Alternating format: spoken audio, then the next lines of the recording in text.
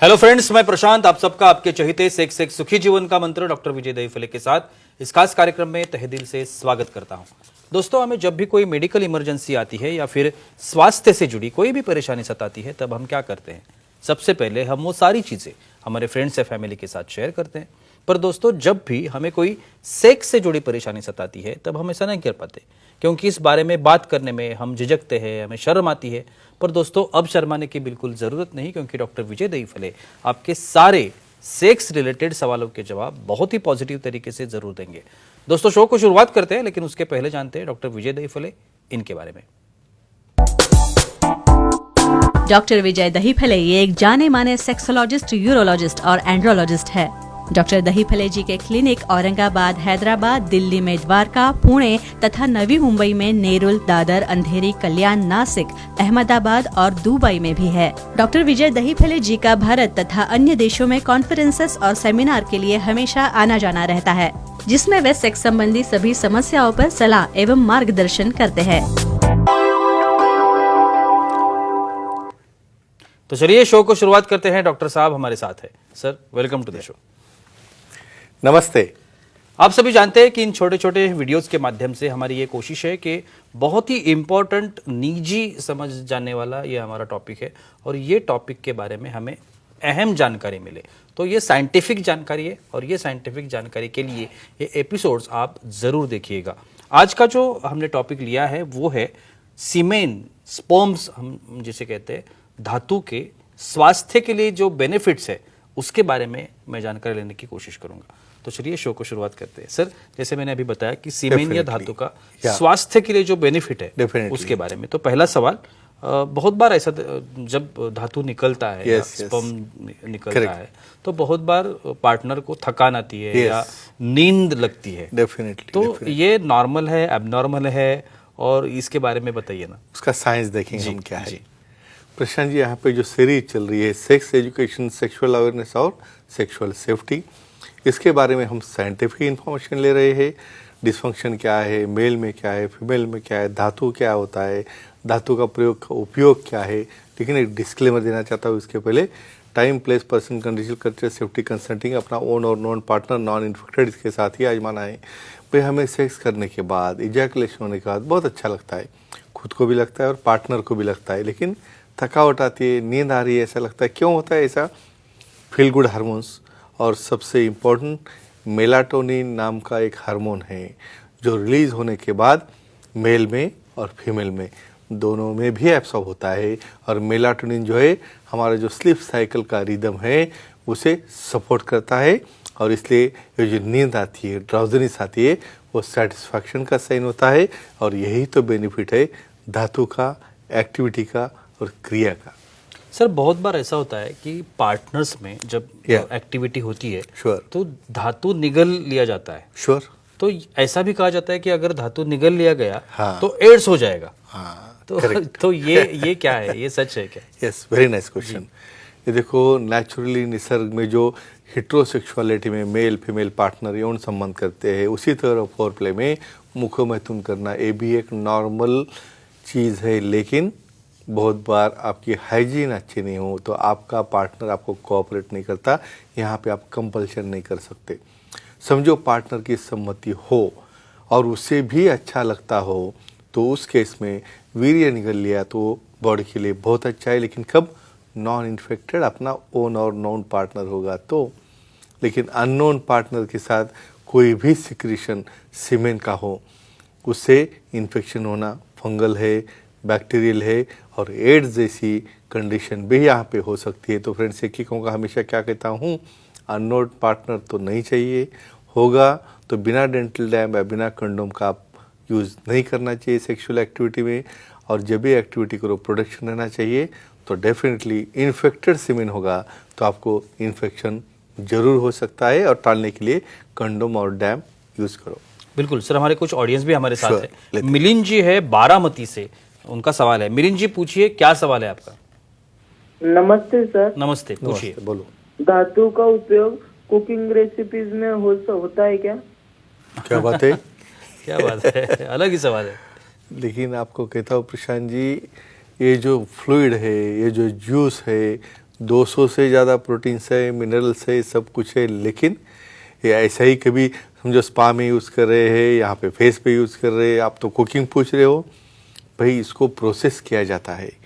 जो एकदम normal reports है उसको प्रोसेस करके उसके एलिमेंट जो स्पर्मिडिन नाम का जो एलिमेंट रहता है वो बहुत न्यूट्रिशियस रहता है। कुछ रेसिपीज़ है, कुछ पिज़्ज़ा जैसे रेसिपीज़ है, या यहाँ पे नहीं लेकिन फॉरेन कंट्रीज़ में उसकी वैल्यू तो इतनी ज़्यादा है।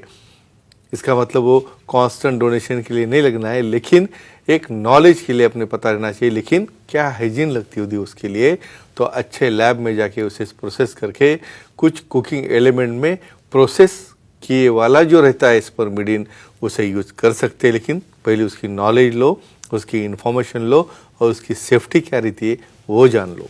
बहुत बार पुरुषों में एक सवाल रहता है Sure. कि वो जब धातु निगल लेना या Yeah. ऐसा कुछ होता है Sure. क्रिया के दरमियान, Definitely. तो एलर्जिक रिएक्शन आती है क्या, ये एक सवाल उनका रहता है पुरुषों Very nice. का। Definitely. तो उसके बारे में क्या और बात दोनों के बारे में बोलता हूँ जी, मैं। बिल्कुल। ये देखो, आपने सुना होगा क्या भाई सीमेंट से धातु से एलर्जी होती है? क्या होती है? मेल को भी होती है, फीमेल को भी होती है।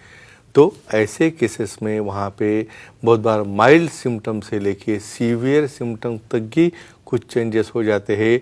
90% केसेस में कुछ नहीं होता, कुछ केसेस में सिम्टम दिखाई दे के एलर्जिक सिम्टम रहते हैं, क्या है क्या नहीं हम देखने वाले हैं, लेकिन धातु से एलर्जी हो सकती है, लेकिन ट्रीटमेंट देने के बाद उसे हम अच्छा कर सकते हैं। वो क्या ट्रीटमेंट है देखेंगे। और लेकिन ये जो एलर्जीज है, हाँ। अगर किसी को, जैसे आपने अभी बताया Correct, कि very 10% की शक्यता लोगों में होती रह है, सकती है, तो 10% में हाँ। ऐसे कुछ लक्षण नहीं, बता सकते हैं कैसे क्या? समझना कैसे चाहिए समझ हो में गया आए? हो? बिल्कुल। चलो, वेरी नाइस क्वेश्चन। फीमेल में क्या होता है, यहाँ पे वहाँ पे वो धातु टच होने के बाद 30 मिनट के अंदर वहाँ पे इचिंग होना, वहाँ पे रेडनेस आ जाता है, वहाँ पे कुछ एलर्जिक रिएक्शन आने से रैश आ जाती है।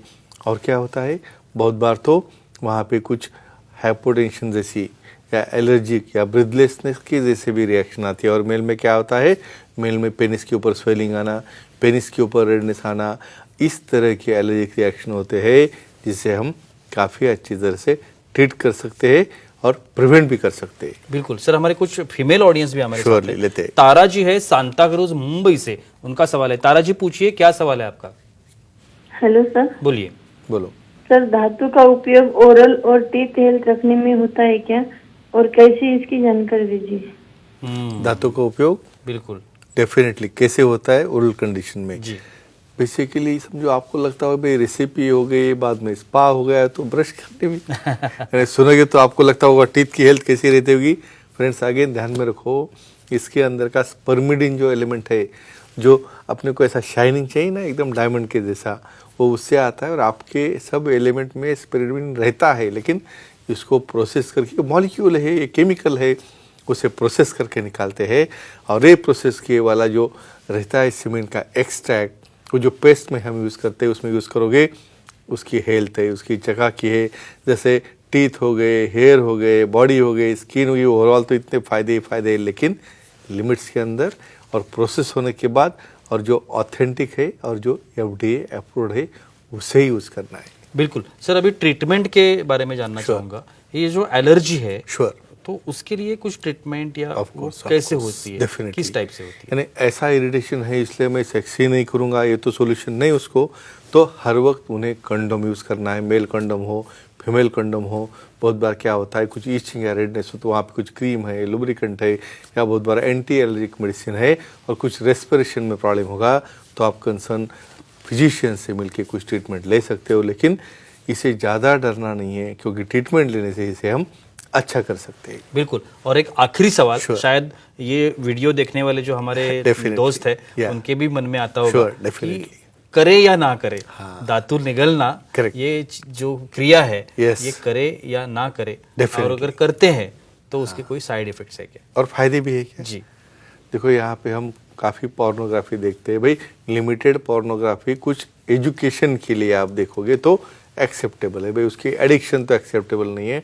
वहाँ पे आपको दिखाया जाता है भाई अच्छी तरह से आप निगल रहे हो उसको, भाई पार्टनर नोन है, अपना है, नॉन इन्फेक्टेड है, तो ही आप ये करो, तो ही उसके फ़ायदे, नहीं तो हो जाएगा एड्स। और अननोन होगा भाई, कितनी भी गारंटी हो उसकी कोई गारंटी नहीं रहती है। उसके साथ आपको खंडों में डेंटल लैब यूज़ करना है। और निगल भी लिया तो उसमें प्रोटीन्स है, उसको आपको इम्यूनिटी आएगी, एंटी एजिंग का इफेक्ट मिलेगा, काफ़ी बड़े बेनिफिट्स है। तो फ्रेंड्स एक ही कहूँगा, अपने दायरे में रहते हुए अपने पार्टनर के साथ नॉन इन्फेक्टेड के साथ ये धातु का प्रयोग करोगे तो आप एंजॉय करोगे लाइफ, और आपका एंटी एजिंग इफेक्ट भी आएगा। लेकिन ये केयर लेके, और अधिक इन्फॉर्मेशन के लिए सुखी जीवन का मंत्र पुस्तक आप देख सकते हो। बिल्कुल, thank you so much sir, बहुत ही अच्छी जानकारी थी।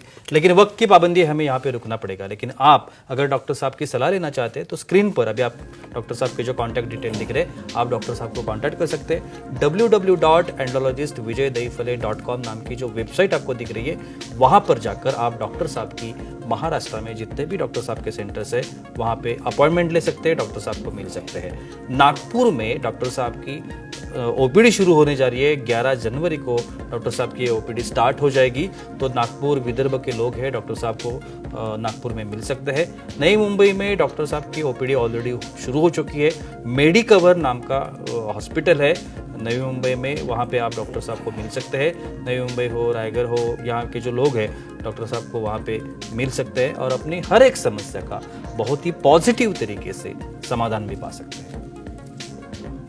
तो चलिए रुकते इस एपिसोड में, अगले एपिसोड में फिर मुलाकात होगी। तब तक के लिए शुक्रिया।